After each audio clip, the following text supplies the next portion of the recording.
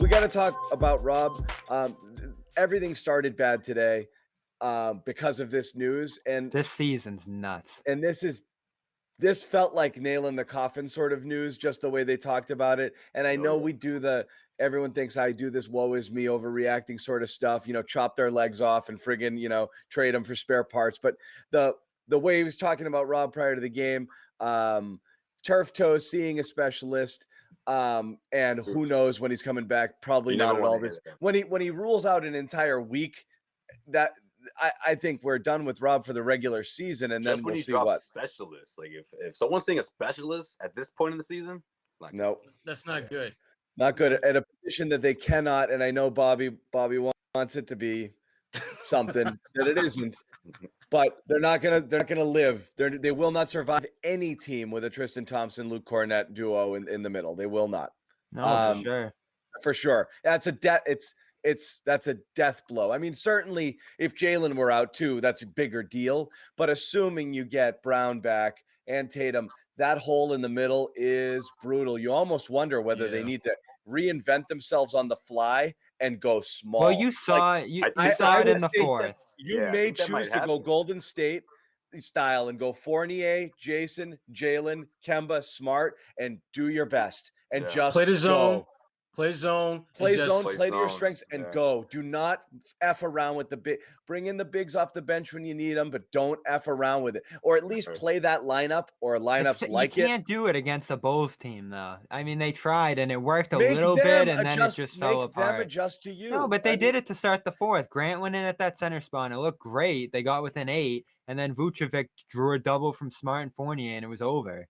You can only survive so long against a guy like that down the middle. And you look who they're possibly going to go against. Can that work against Giannis? Can that work against Embiid? Can that work against, Kevin Durant even? The Nets matchup would probably be the best spot for that. So that might actually end up being a convenient series for them when it comes to the It would, because you got only DeAndre there to worry about. You're actually hoping. Yeah, and the Nets don't want to play him anyway. No, they don't want to play him at all. Right. That is better than the alternative. You're right. The play-in is a good thing. But honestly, we're joking about it on the text thread, but go positionless and do your best. Why go out there and try to play 25 minutes of Tristan and 18 minutes of Cornett? Tonight. The taco stuff too. What a freaking joke that was. They didn't play Grant until the fourth quarter. And again, I'm not seeing Grant in the chat, thankfully, because Grant was actually a huge part of this comeback. The spacing he was providing down the stretch, interior play. I was looking at the numbers of how much center he's played this year. It's actually the same as last year, which is really surprising to me. Probably because he didn't play a ton during the regular season. But once you got into that postseason, he was one of the guys they leaned on most at that center spot, and it went really well, especially on the defensive side of the floor. So I want them to continue to experiment with that over the next week or so, because he looks legitimately comfortable at that spot. He can just hold his ground in the paint, spread against some bigs on the perimeter, and get some wide open threes. I mean, there was no one in his universe on those looks he was getting down the stretch. So that was a mildly positive development to begin the fourth. But again, it took way too long to get there. I'm just not ever going to be comfortable with Grant Williams taking open, contested, empty gym threes. I'm just not. I like what he can bring as a defensive small big. I love him in that role because, again, I think it forces teams to try to go to that matchup, which means their better scorers, their elite scorers, are not going to be as engaged offensively. If they play a team like the Nets, they may look to go to DeAndre. I'd much rather DeAndre's taking shots than KD, than all the other guys. You don't want Grant. I don't want Grant. That's a guy. We keep talking about the Grant shooting percentage, and I know Bobby. I'm not angry. I'm not angry at you. But we keep talking about Grant's percentage being around 35, 36. Not bad. Again, wide but wide it's all open. A small sample. I know, but wide open when he should be knocking down 45, 46, 47, way higher. And you can see almost every one of his 3 attempts tonight. He was only 1 for 4, but I felt like they were all short side. You could see them leaving the hand, and you could see them being so far off target the second they left his hand. I'm like, that's going to miss right. That one's short. He's not even close. I just don't want him. Thing, though. Don't want him shooting threes. This is what drives me crazy about the way they approach this game tonight. At this point in the season, you have to find something, commit to it, and give it some rhythm, give it some connectivity. They did. We did. You had those 3 games, and again, this is. I mean, again, my head's gonna explode. Those 3 Neesmith games where he played those heavy minutes and scored those points. It was no Jabari, no Grant, okay, no Semi, no Cornette.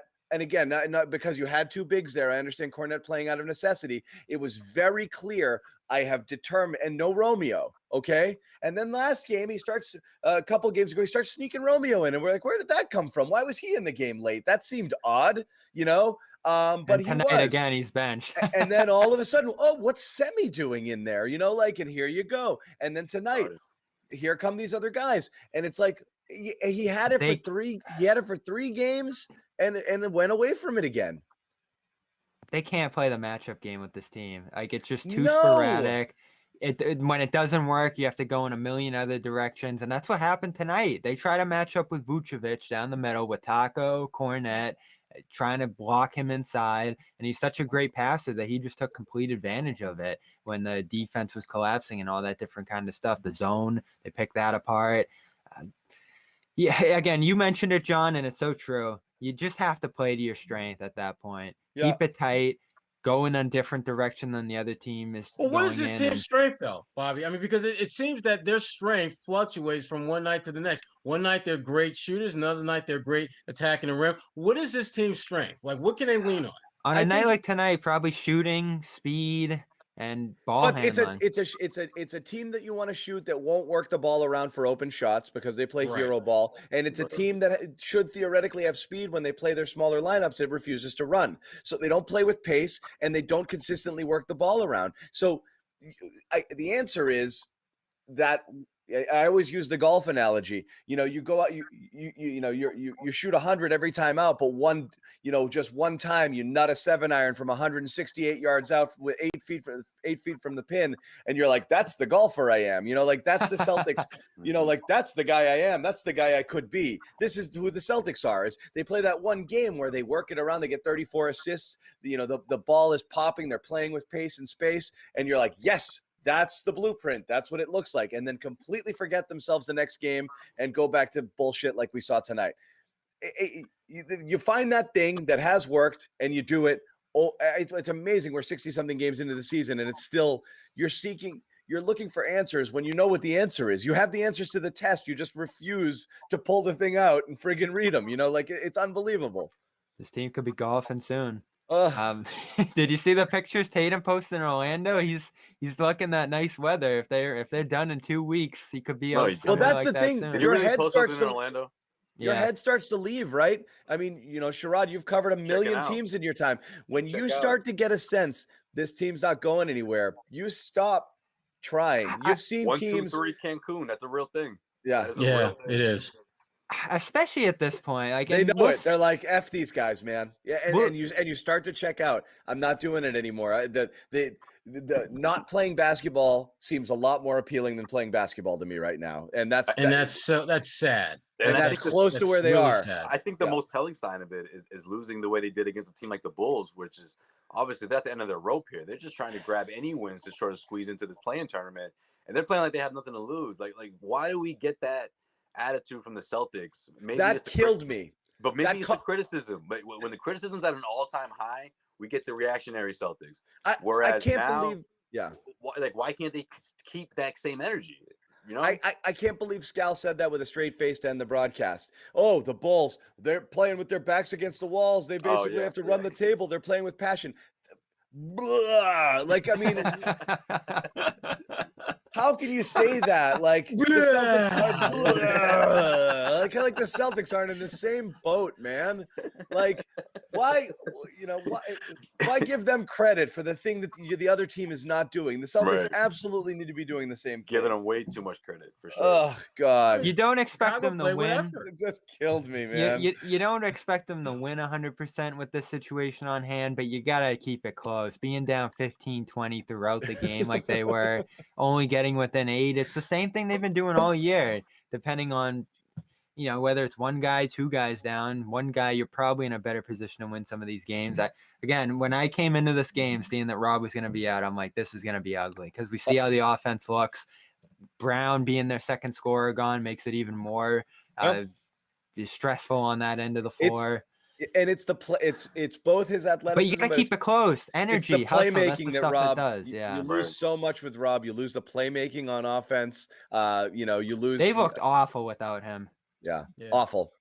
They finally got something good going with him, and then he fell apart. I mean, again, we talked about this last night in the chat. I think this team has a really good thing going if they have everybody there, but that's the tough thing, Bobby. Yeah, I mean, it has to be the perfect storm for them to be pretty good. Well, that's how the roster's built. I mean, this bench is just so bad. Yeah. You remember I said that back when if you're a team, you want to be like, everything will be fine. We're gonna do well unless unforeseen things happen. The Celtics we're gonna do what will be fine if they need a bunch of things to happen, and that's why it needs to be perfect. They need to be perfect health. They need to be playing. I feel like Brad said something like similar to that like a week ago. Yeah. Right, but that's always been, if you're a good team, like Brooklyn is like, we're great unless Harden, blah, blah, blah, injuries, they don't get going. But otherwise, nobody can stop us. The Celtics are a we're good if team. If we catch this break, and if we do that, and if we're able to pull it together, and all season long, they've been doing but it. I think the problem is exactly all season long, and that list just gets longer, right? Yeah. And then the problem, and again, Bobby's not wrong. Of course, the injuries and the health and the COVID and all of this we'll go through the whole season without a full team, the whole season. That's insane. Which is like, insane. I don't even know if there's a precedent for that. So that is legit. You can't argue it, but it doesn't stop the guys on the court from playing hard. Right. So that's all. What Sherrod said. That's it. It doesn't matter if you're down if you're down people, you're supposed to try twice as hard because you have to overcome it. Those are the games you play harder. You don't freaking mail this game in because Jalen and Rob are out. It's disgraceful. Right. And we knew they're gonna have we knew without Rob alone, and obviously Jalen to a certain extent, but with Rob, we want to see more of Rob. And John, you brought it up a week ago how concerned you are, and obviously it's proved for good reason, right? But where's the sense of, let's just go out there and do it for them, like that sort of team, like they on the road, us against them, like again, like I saw so much of that a week ago, and now it's gone. It comes and goes. It's gonna come again. Well, they're gonna hear all the bad. They're gonna hear all the harsh criticism, and they're gonna get defensive, and they'll do this again. I think they're at a point now. It just doesn't matter. I mean, really, it's about how much pride do you take in showing up and getting your ass kicked or not. Yeah. If it doesn't bother you, if you're still at the point where you need people to call you out and criticize you to get motivated at this point, you shouldn't be out there. But you shouldn't be out there. I feel like it takes that much, right? Because look at what we had to go off on, right? Like that's what's happened in the past 2-3 months. Like one thing after another. The Tristan Thompson thing, the Garden Report thing. Like it's been a pattern where they respond to it, and then 2 weeks later they're back to their old. I know, but it's like it's almost like team meetings, Josue. Like, we had a team constant. We had a team meeting and we flushed some stuff out and some stuff was said, and then they had a team meeting this year too. And then you play well for one game.